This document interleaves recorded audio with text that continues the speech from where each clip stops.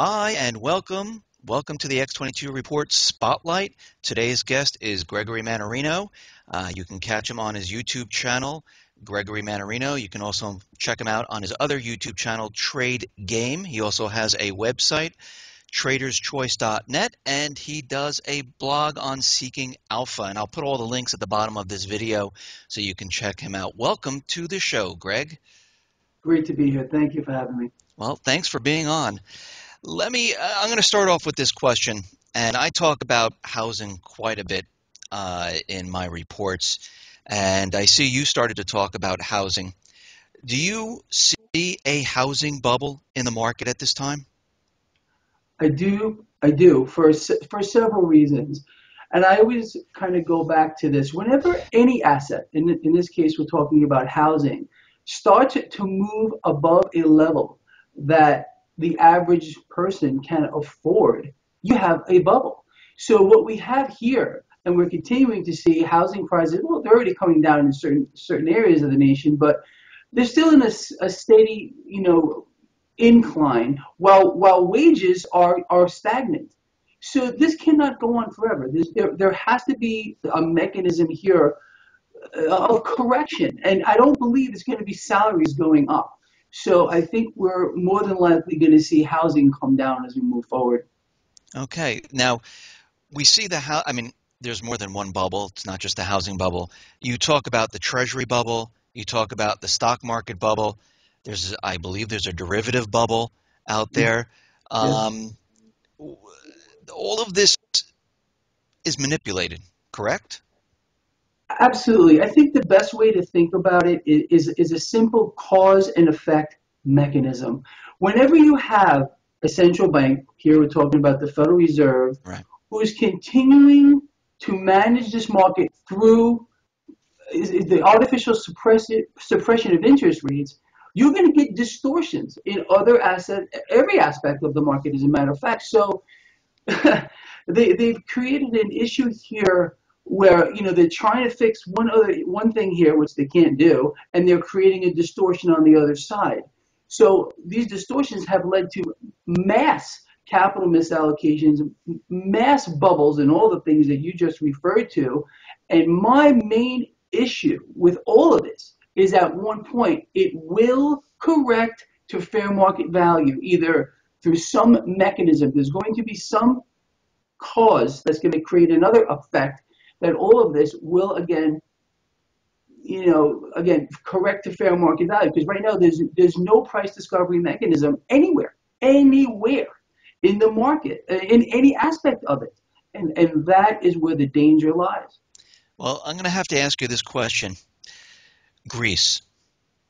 Now, do you see them staying with the Eurozone, or do you see them exiting? And if they do default, which I think they're going to, how is this going to play out? This is what I've been thinking. I've been pondering this quite a lot lately. I get a lot of questions about this as well. I believe, at least at this point, because everything, again, is being managed by these world central banks, they're going to come up with some trick, at least at this point, to keep what I think you're trying to get to is, could this be a domino effect from Greece? I think it could. But I think that the world central banks are not done pulling tricks out of their sleeve to keep this propped up. They're going to find a way to keep it going, to stop this mechanism, at least at this point, because they're not done. I don't believe that the world central banks, who are obviously colluding with each other along with our policymakers, are done distorting this entire mechanism, because I see a situation that is inescapable, and I'm sure you agree that all of these distortions are going to correct. So what they're doing is trying to figure out a way for the elites, if you want to put it that way, to capitalize on all this.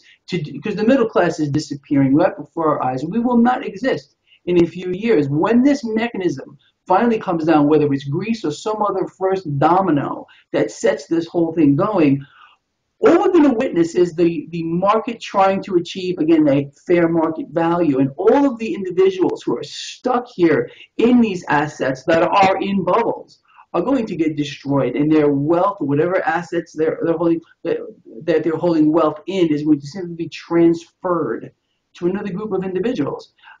It's sincerely a mechanism that is frightening, and it's been being set up for a long time. But I think we're very close now, witnessing actions of the world central banks going negative, slashing interest rates. Federal Reserve here today, who we just found out they're taking any type of a reference to a calendar event off the table with regard to their supposed interest rate hike, which is not coming. They can't do it. So, I mean, you brought up the Fed. Uh, I mean, you don't think they're going to raise interest rates whatsoever? Not now, not anytime in the near future, unless again, I referred to this in one of the videos I did, in fact, just today, unless some kind of a miracle happens and all of a sudden things start going off like gangbusters. I mean, we just got a first quarter GDP of 0.2%. I mean, we're going nowhere despite all of the trillions printed out at thin end, despite all the stimulus, despite suppressed interest rates, we're going nowhere. It's again, there has to be that mechanism where all of this corrects to fair market value. And that is going to be the moment, that snapback moment. And I don't know how far we're off from it, but it's coming. That's all we need to know. I mean, if let's say they do raise interest rates by like a half or a quarter of a percentage or 1%, I mean, what type of effect do you think it's going to have on the whole economy? I think right now, we're teetering on a knife's edge already. And it's just speaking about housing, where we started off with, even if they were to nudge interest rates just a little bit, it's going to make housing even less affordable to people. Well, although the prices of housing will have to more than likely come down to make some type of a compensatory mechanism here. But again, I think that we are really on that knife's edge. There's no real recovery going on here. Again, wages aren't going anywhere. Consumer spending isn't going anywhere. This revelation we were supposed to get from people saving money at the gas pump, remember all that nonsense? Yeah. Never came. The day that the pundits on the Financial Channel started talking about it, I did a video. I said it's not going to happen. Where is it written in stone that this is going to happen? It never happened. They're just trying to, like, they're cheerleaders here. And I think some people don't need to understand. But again, the whole system of debt acquisition, because that's what the system we have is built upon the relentless acquisition of debt in perpetuity. The only way they can keep this going is by fueling the monster and creating greater and greater distortions. And any type of a mechanism to disturb that right now, even if it's just a nudge of interest rates, could be the domino effect here. The Fed can't do it. In my opinion, anytime soon. And I think the market is starting to get it as well. Just look at what happened today, for example. We had a market down 150 some odd points earlier in the day. Federal Reserve comes out, they say, they sound like doves again. They changed their playing field, and all of a sudden the market, did finish down, but not as deep in the red, 75 points down on the Dow. I think that the market is going to look at this as another buying opportunity here. They won't stop this. It's a game that is being played on people, and it's very dangerous. So do you expect the dollar to continually rise, or do you think it's going to fall? Oh, it's absolutely going to fall. I mean, I've been talking about this on my blog for the past few days. I actually wrote something on Seeking Alpha with regard to this as well. What we have witnessed over the past several months with the parabolic move in the U.S. dollar up until the middle of last month was basically speculation that the Fed is going to raise rates sometime soon. It's not going to happen. We've already seen the dollar start to come down, commodities start to rise. We saw in fact, almost identical mechanism back in 2010 when we had a dollar high commodity or precious metal low. And I think we really could be at that moment again. We could really now be at a bottom for precious metals. Because of this mechanism, the dollar is going to have to correct because, again, the Fed is not going to raise interest rates. And I think the dollar is going to come down. It's going to continue to come down. Is it going to come down in a linear fashion? Absolutely not. Is it going to come down like a little like that? Of course it will. And I think we've seen the top in the dollar, at least for now. And as it comes down, you think precious metals are going to go up, or do you think Absolutely. they're going to? But do you think? Yeah, because there's an inverse relationship to this. If anyone's interested in seeing this, they can see the charts on my Seeking Alpha blog. I put them up there. Do you think the central bank, the government, will suppress precious metals from going up, even though the dollar's coming down? I believe now, because of the international demand, countries like China and Russia who are going to be acquiring these metals, it's going to be a little difficult for them to do that. We're already hearing rumors about J.P. Morgan that's acquired a mass amount of silver here. Look, they've been, this is no secret. Anyone who understands the dynamics of this, the dynamics that they cannot ever stop inflating the debt, has to understand how important it is to be betting against it. And the prime way to do it is to hold a hard asset, more specifically gold, more specifically silver. These are going to prove to be the best trades, I think, in the history of the world as we move forward. And I think people just need to understand how to make it work for them. You don't have to lay down here and be fleeced. Let's do what they're doing, acquire these things while they're amazingly suppressed. Let me ask you, this is just your opinion. I know nobody knows exactly how things are going to play out, but how do you see the collapse occurring? Like, how do you see it playing out? Do you think there'll be civil unrest? Do you think there'll be war? What do you see going into the future? I'm really glad you brought that up. Let's just look at current events here. This whole thing that's going on in Baltimore, the triggering event of their civil unrest over there was the death of Freddie Gray, this tragic event that happened there. But what's lying underneath it is a resource problem. Okay, these people they're poor, they're struggling to get by, they cannot make ends meet. So I would be willing to bet, and I said this today in a video I did, that a lot of those people have no idea who Freddie Gray is. They're just angry, and they're out on the streets, and I'm not saying that anything they're doing is correct. I mean, it's disgusting, it's criminal. I talked about that as well. But what we're witnessing there is a microcosm of a scramble for resources, people that have been pushed down because of the distortions in society and the way things are going. But what we're witnessing there, in my opinion, when the debt bubble bursts, because the debt bubble is not a financial issue, it's a resource problem.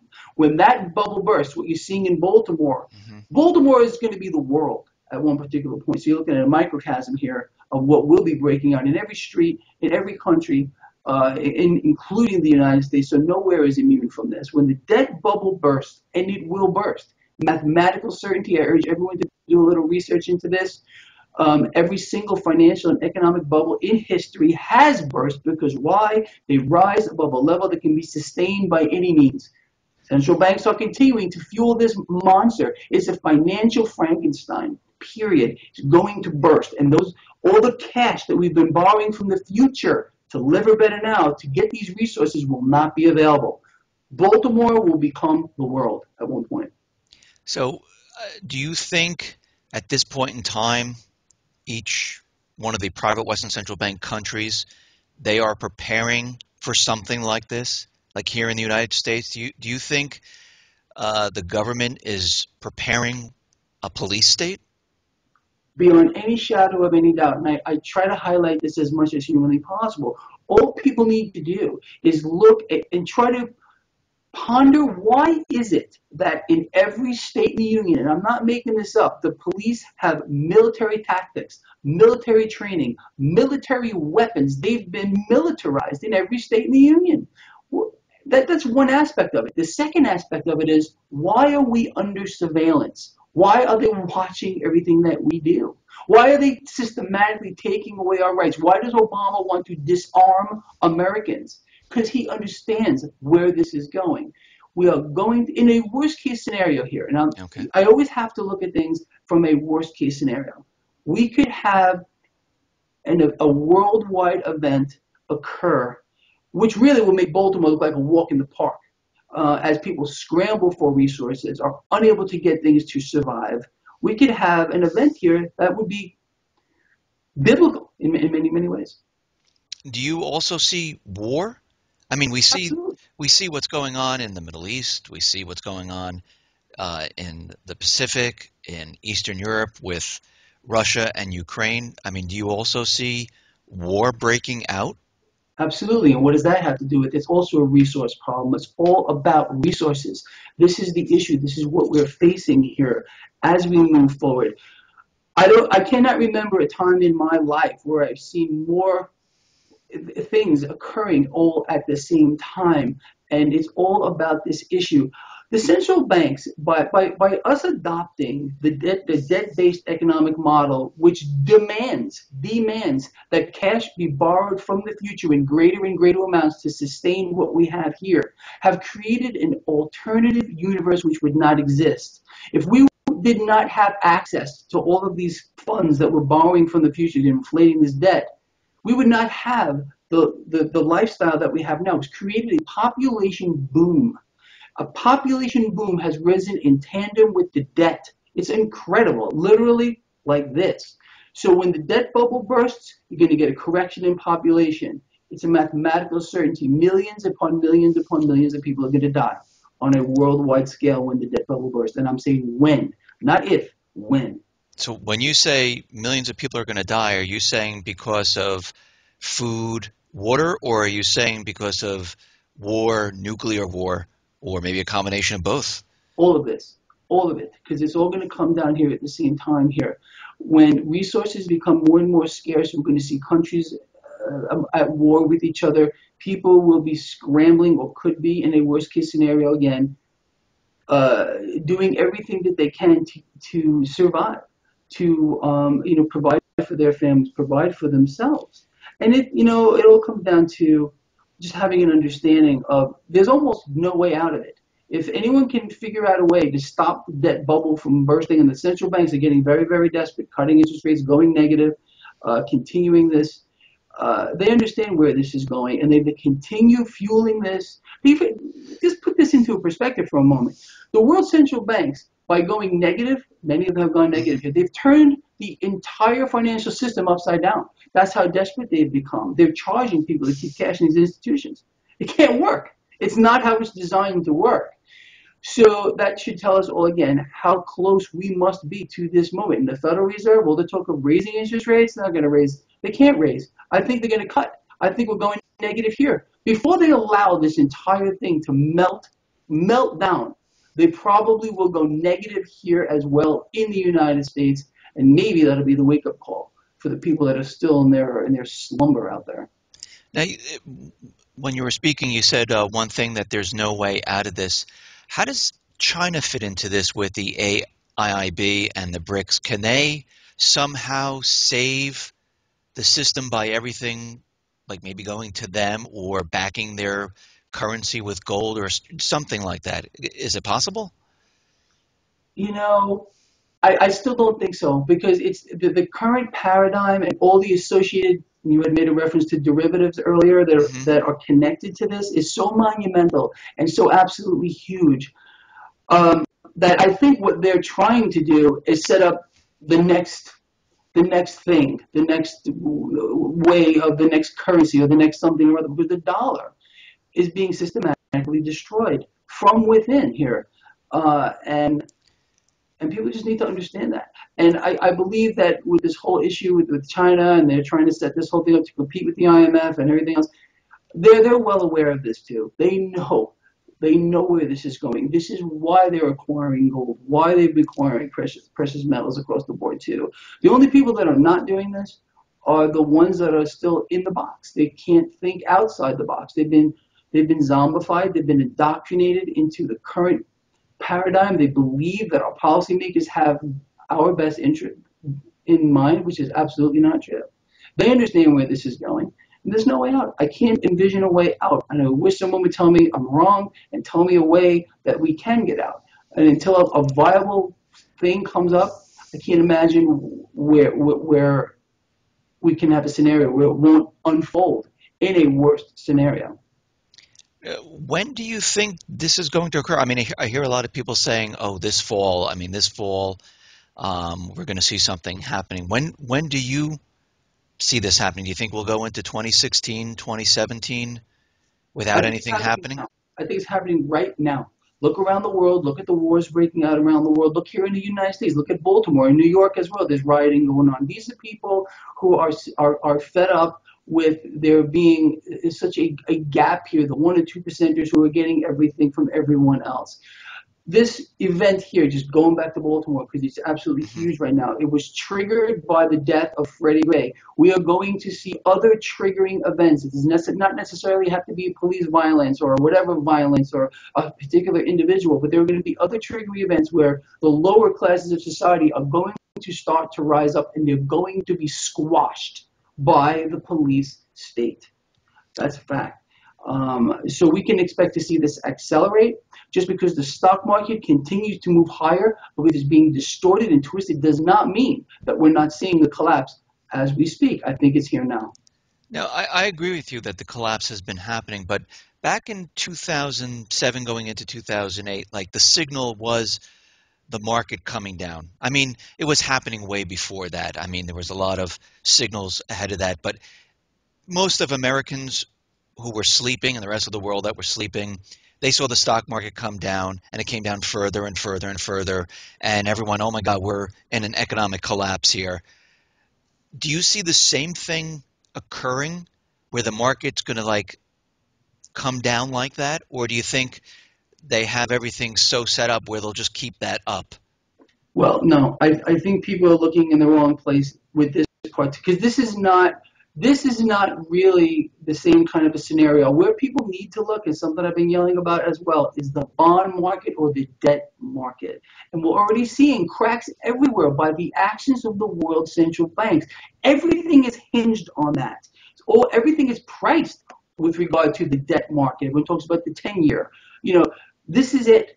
So when we start seeing what we're seeing now, with world central banks getting so desperate to keep the bubble up, keep that debt bubble inflated, that they're going negative, that's it. This is the signal. This is what you were referring to, a Right. signal. Hmm. Now, what people need to understand is, with regard to the stock market, when interest rates rise, they will rise. Whether I don't believe it's going to be the Federal Reserve doing this. It's going to be the market at one point that determines fair market value. You cannot have a suppressed rates for so long without there being a corrective phase, whenever that might be. So once we see interest rates rise on their own, it's not going to allow speculation in the stock market. So what will that do? We're going to see the bond market or the debt market collapse. We're going to see a collapse of the equity market as well. And all of this cash that is leaving the debt market, that is leaving the stock market, is simply going to look for other places to go. That's all it's going to do. And in my opinion, it's going to go into commodities. This is what, again, people need to be invested in these things for the longer term. It's a pretty simple mechanism.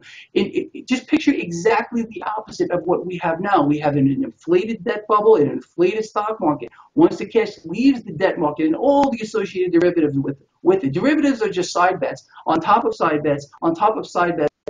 It's a twisted mechanism. So all of this cash again is going to look for a place to go here. And I'll tell you what is being set up. It's very simple. All of these big banks are going to short the market. It's a setup here, and it's again another legal theft. That's why the middle class will not survive this. We will not have a middle class when this comes down. We will have a two-tier society. And when this whole thing comes down, what happens to the people's money? Like if I have 5,000, 10,000, 15,000 in the bank, what happens to that?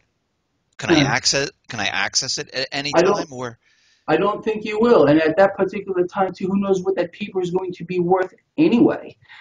You need some of this paper to survive right now, to pay bills and stuff like that. But if people are hoarding these assets here, first of all, whatever they think they may have in the bank, if someone's lucky to have 10, 20, 30, 50, 100,000 in the bank, it's not even there anyway. The fractional reserve system demands that there's only 10% of it in the account at any given time. That's it. The rest is all lent out, so the money isn't there. Whatever you see on the digital screen is fake. These are fake numbers. So, no, there's going to be a point where, again, and maybe this plays into what China's trying to do, because they see this. They know where this is coming. China has wanted the world reserve for a very, very long time. We're making every mistake in the world. China's letting it happen, setting themselves up for many, many, many years. And they are betting against the dollar. There's no doubt about it. And how do we know they're doing that? By hoarding precious metals. Any individual that is hoarding metals, gold, silver, whatever, is betting against the debt by holding that asset, realizing the debt is not sustainable. This is all we hear about. The debt is not sustainable. We've been hearing about this for a long, long time, but we're at a critical point right now, in my opinion. So, okay, so if the money in the bank is not really there, it's just digital, they only have 10%. What happens when everyone says, okay, things are falling apart here. I want to get my cash because, most people have no cash on them. They pay everything debit, credit, and Mm-hmm. I want to get as much as I possibly can out of the banks. What are the banks going to do at that point in time? They're going to lock them out. They will not be able to have these called bank runs. We've seen these before. They will not have access to that cash at all. And this is a part of the whole thing coming down. What are people going to do? They'll do whatever they need to do to survive. It's going to be ugly. There's no way out of this, in my opinion. I really cannot figure it out. I hope I'm wrong. I really do. But too many people that I talk to, people like yourself as well, I think get it and say, wow, I hope we're wrong, but in case we're not, this is what we need to do.